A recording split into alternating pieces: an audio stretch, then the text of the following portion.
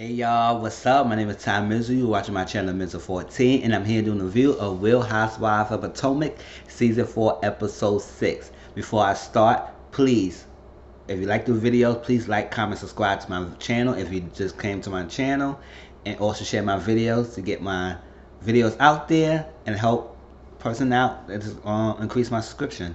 But other than that, I really appreciate you checking my video, and I all appreciate the ones who have subscribed to my channel. Thank you so much. It means so much to me.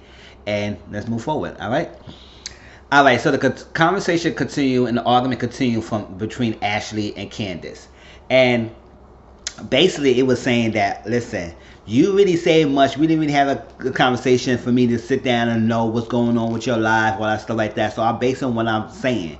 But Ashley, let me say this. Ashley herself did said in a couple episodes ago that she's not trying to drink because she getting pregnant. So like that. So she herself said that. So it set herself up for somebody could say that, oh yes, listen, if you or you say you're not gonna try to drink, you gotta you trying to do a holistic approach of getting pregnant. And if you want to do a holistic approach, that including staying alcohol free.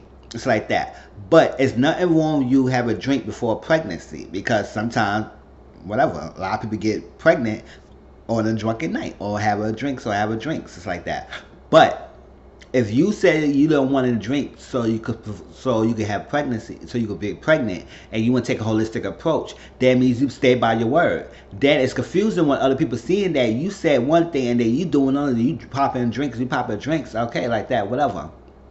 So, and then one point last episode, you took a pregnancy test because you thought you was pregnant, everything. You got upset you was having your period. So that means you was drinking at the time you thought you was pregnant. So, girl, come on now. So it got back and forth. Giselle had to stop it. Giselle said, if I knew this was gonna go off like this, I would have said I kept my mouth shut. Yes, you should have kept your mouth shut. You didn't have to bring that shit up between those two.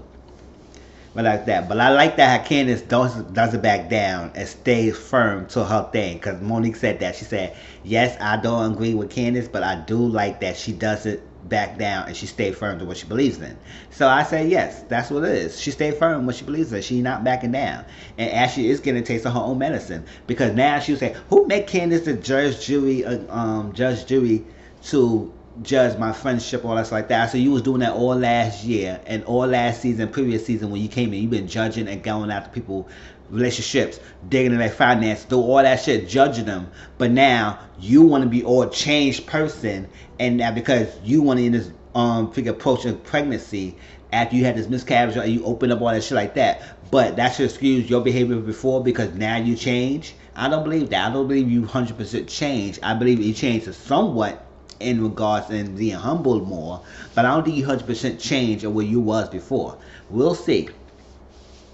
All right, so they still in New Orleans, and each group they broke up to 3 groups, and the next day they would do activities. So we had Karen, Monique, and Robin went to do the alligator swamp trip. Katie and Ashley went to tarot reading, and after the tarot reading, they went to lingerie shopping. And then we have Candace and Giselle went to Dookie Chase and meet with her father and meet with the mayor and have a little gumbo and dinner and eat. It's like that. A little food and eat. So Karen, Monique, and Robin went to the alligator swamp, and they basically was feeding alligators and watching, had the little tour, swamp tour. It wasn't too much going on. It wasn't too much. The only thing you got from it is that one of the alligators was super long, Brutus. It was a longest alligator and stuff like that. I don't know if that's the longest alligator of the world or that's the longest alligator in New Orleans. But they call him Brutus, and they were feeding Brutus. Karen wanted to feed Brutus, and then when he saw it, because she was like, is he seeing it? And he said he did. He jumped up real quick, and she said, oh, just dropped this shit with food in the swamp and ran. She said, we gotta go. I'll say, yeah, I would be like that too. I'll say, listen, I'm not afraid of that, but I was like, listen, I don't want to be doing all this right now, shit. But that was that. That wasn't too much. Ashley and Katie went to tarot reading, and Ashley basically wanted to ask about her fertility. It was a fertility question, and she's gonna see some little ones in the future. The guy said and one card was an old shit card. And basically, she said she put too much pressure in getting pregnant. And what she is doing that. She said, I try to get pregnant. I'm trying to get pregnant. I want to get pregnant. This is that. I had a miscarriage. I got pregnant. All that stuff. I want to have a baby. I want to have a baby with Michael. I want to have a baby. And she put too much. I got to do this. I got to do that. I got to do that. I got to do this. She's doing a lot of pressure. Usually, when you don't think about things so much and you're not trying to do it so much and you don't pressure yourself in doing it, it actually comes around. So when she's not so much on the roll of getting pregnant, stressing herself, getting pregnant. If you know stress yourself and let her be, you will get pregnant. And we know she's pregnant now because I see her posting in Instagram and Twitter her baby bumps. So she is pregnant. So that, and basically she told him about the miscarriage, all that stuff. And he said that having a baby, all that stuff. But he said one thing, and she said it was deep. But I said this is basically coming around for a long time. People have been saying this for years. It's not that deep. Basically said having a baby is a combination of both parents. Not having a baby to glue the baby parents together. And she said, oh wow, that was deep. I said, girl, you didn't live long, because I've been like saying you don't have a baby to keep your parents together. A lot of people does that. They have a baby and think they can keep the marriage together, save the marriage, save the relationship. Having a baby who does that, but it doesn't. Having a baby is a combination between both of your parents, meaning both the parents on the same page, and they're having a baby to complete the package, and y'all have a family, and y'all raising, and y'all be good package in sync. But if y'all in turmoil and having a baby in this thing, just to hold y'all two together is not gonna help, because it's not gonna work. The problem still exists. So basically, that's what he's saying. And she said she just gotta do it. And she asked him, when you think I'm gonna get conceived? He said within a year. So I said congratulations. So hopefully it put less pressure on her, and she will get pregnant, all that stuff. They went to the lingerie shop. She said her and Katie got along. She liked Katie because Katie's not trying to judge her, and she's fun to be around. Katie is very laid back and fun now. It's like she's not the way she was before, but she just mellow now. And they did that. So that was that. Giselle and Candace went to Dookie Chase, and they met Leah Chase, who's the owner of Dookie Chase. And it's just surprising that in the end of the episode, she passed away this year. So I was like, oh, wow. Like, she lived to 95 years old. That's a long life. She lived a long life, which is nice. She served people in the past. She served rights leaders. So she's been around for a long time. And she met with her father, the mayor Natoya in New Orleans. She was the first female African-American to run. First female African-American to run as mayor of New Orleans. I said that's really good. I see like a lot of history is being made. A lot of women's more appointed to Congress, the Senate, and all stuff like that. So it's becoming a big shift into the political aspects and the political regions and political movement. When having more minorities and having more women and having more color and stuff like that into these offices that you normally don't really see them as much. So it's good to have that. And they had a little gumbo. It was a nice little time, so it wasn't too bad. Alright, after that,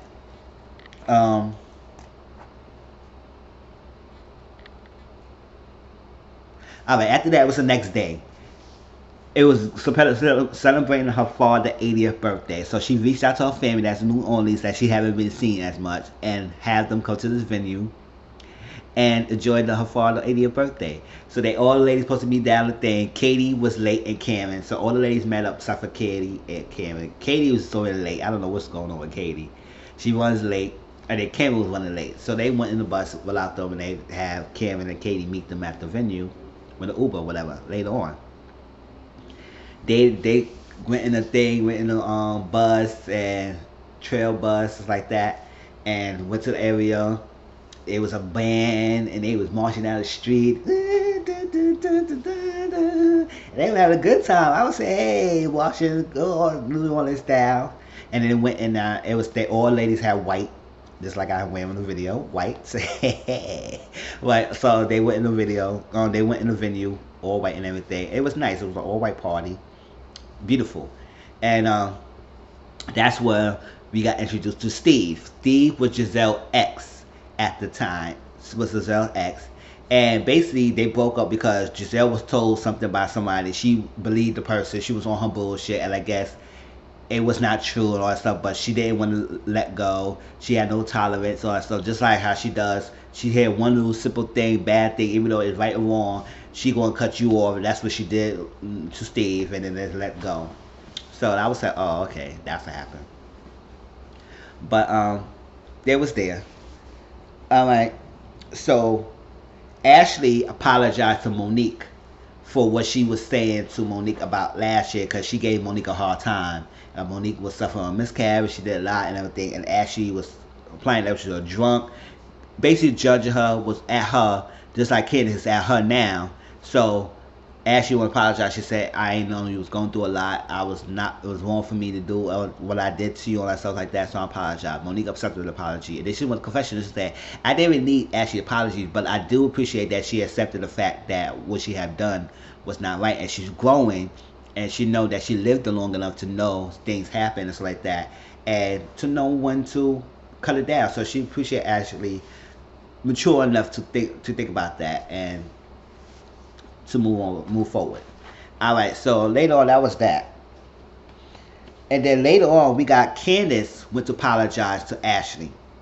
And Candace said she apologized for being too aggressive and coming forward at Ashley, putting her hands to the face, because I think somebody pointed out, I think Giselle pointed out to Candace that last night, Candace got a habit of putting the fingers in people's faces and going in your personal space and personal boundaries and stuff like that. And Candace was like, did I did that? And then it flashed back, and she was doing that. She said, oh yeah, I do have a habit of doing that, and I do get in your face. I got a lot of bite and a lot of bark, a lot of stuff like that.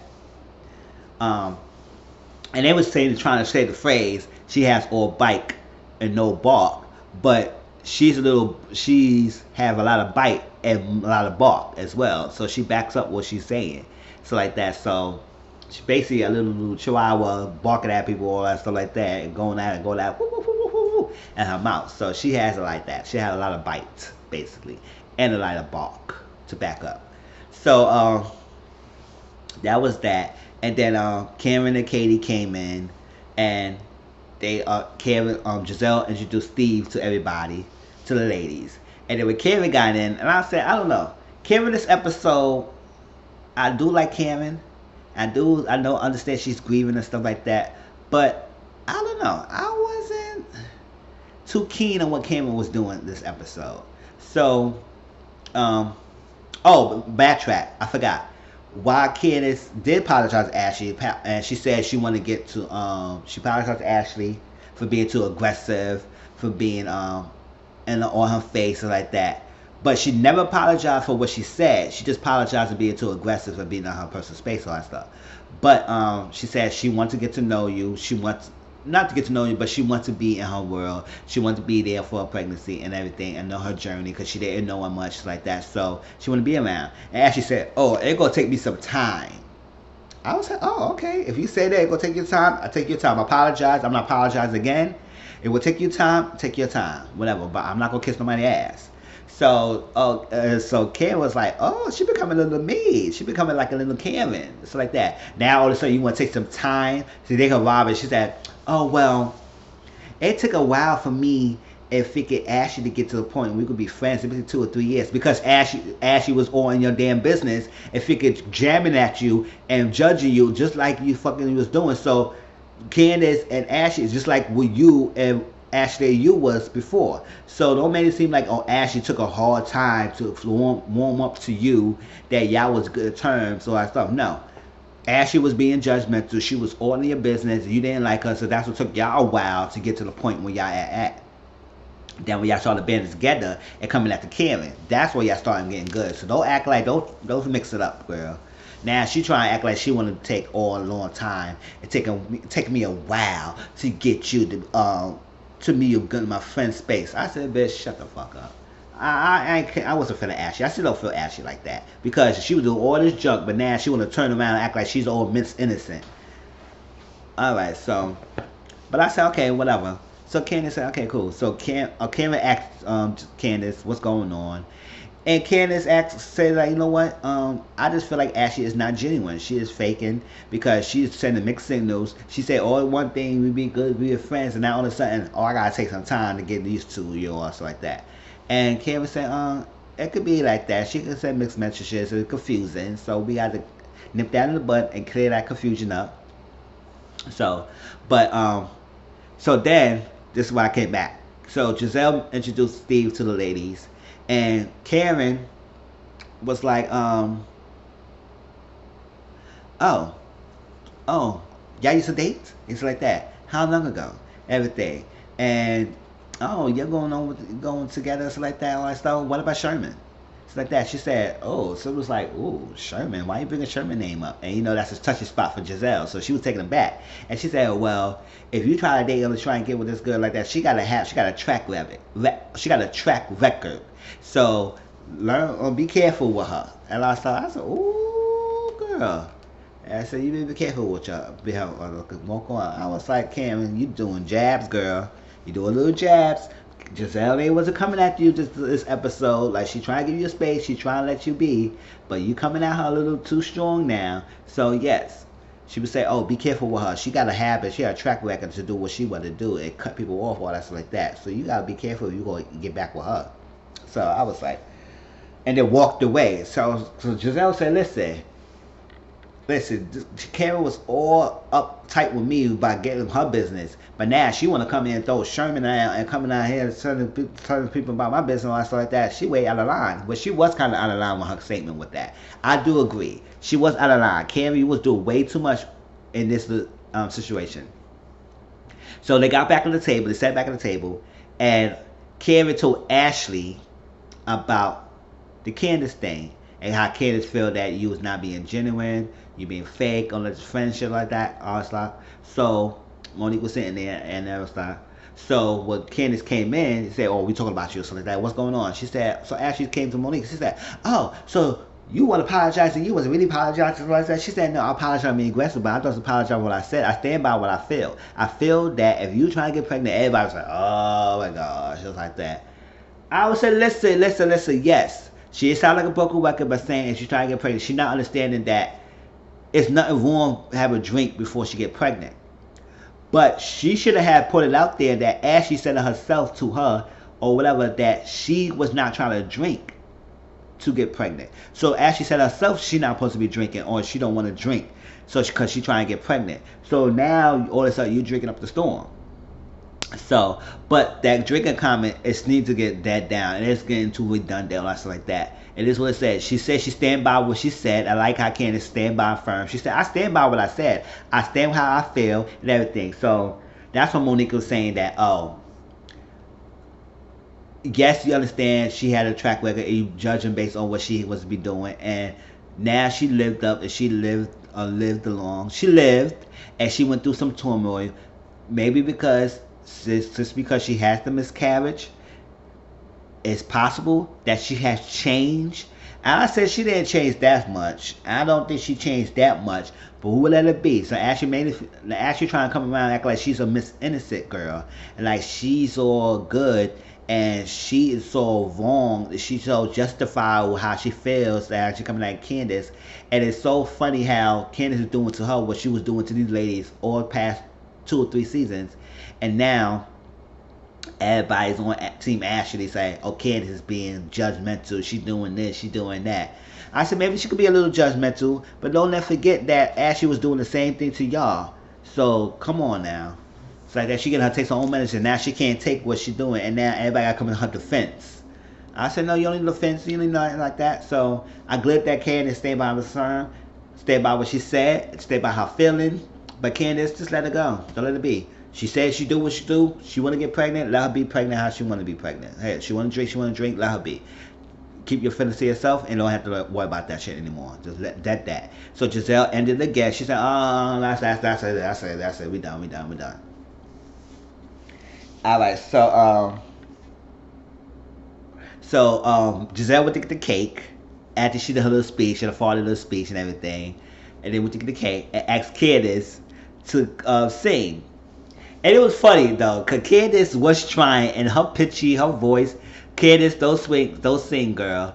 You got to learn how to not strain your voice too much, cause you was like low breath, and you were straining when you were singing a Happy Birthday. She said, "Happy birthday to you. Happy birthday to you." And the Ashley was coming in. "Happy birthday, dear." And she said, "Happy birthday to you." Ashley said, "Happy birthday." So your both was sounding all pitchy. What the fuck y'all? Come on, Style. Come on, Ashley. So Ashley said, "Come on, what?" I was trying to help her out because she was singing. Nobody was still chatting. People were still chatting. Like nobody really stopped and really said happy birthday and going along with it. And Ashley back mouth didn't help it. But Candace, and they was clowning Candace with her pitchy voice, and Katie said, "Happy birthday!" Yeah, it was funny. Oh, they did the happy birthday, say yeah, whatever. That was that. So the next day, I think Giselle did a good job planning the trip. Like she did a lot of activities, they did things, all that stuff like that. It wasn't too much drama besides Ashley and Candace, and besides Giselle and Karen, but it wasn't too much going on with the ladies. All right, so they was calling a night because just people look beat in the damn bus. Monique looked like she was about to pass out. Karen was sleepy. A lot of them was tired, so like that. So it ended. Giselle went to see Steve and had a late night little talk. Conversation. He stood over there. They was at a bar. They kissed, and she came back home. Stuff. So next day, she playing a Steamboat. What was it called? Steamboat Creole Queen. That was the name of the Creole Queen, or Queen Creole. One of those two. That was the boat. And it was a steamboat, and running all stuff like that in the water, and it was nice. It was beautiful, nice, beautiful day, and stuff like that. Katie was asleep. Katie was knocked out. I don't know. Katie came home late because she was chatting up with the guy with the pepper shirt. Whatever that happened, what happened there. She came back in the home, go to the hotel. It was still knocked out. The ladies was all dressed up, out in the belt already. So Katie had to meet them later when they went to the Cafe des Monde. It's like that. That looked good. If I ever go to New Orleans, I want to go there. It looked like they got some good beignets like that, and some good sweets and stuff. I love sweets, so I want to go try that area. So, yeah. So they went. They had a steamboat. Candace had a bug on her. Candace was go crazy with the bug. I was listen, and Monique Vomit said, "Oh, some of the things of Candace I don't understand, but I laugh at her with some of those things. Like she was just too over the top." I was listen. A lot of people freak out when they got bugs on them. You freak out we got spider on you or something like that. Anything on you, you will freak out too. So, cause with Candace, they was like that. So they had drinks, and there was actually Giselle about the date and all that stuff, and yeah, and then Cameron came chime in and said, "Oh, you did that.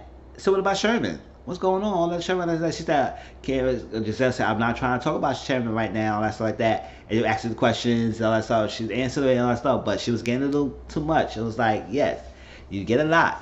So that was that. And then she said, "Oh, that's why you ended." Ashley said, "That's why you ended the freaking That's why you ended the night early because you wanted to stand out with Steve." Basically, I could be a part of it. She said, "Yeah, y'all should go upstairs. I want to go out with Steve." But I could be part of it too. This is her trip. It's like that. She was tired. Y'all, rest of y'all was tired. And so she said no. I know Monique. It was put too much pressure on Monique, and yeah, it was too much pressure on Monique. And Monique didn't go to the boat and all so that. She stood and went home because she said she was pushing her limit. And she had to rest up. So I said, that's good for Monique. She did rest up. She did a lot and everything. She kept up being pregnant. She kept up. But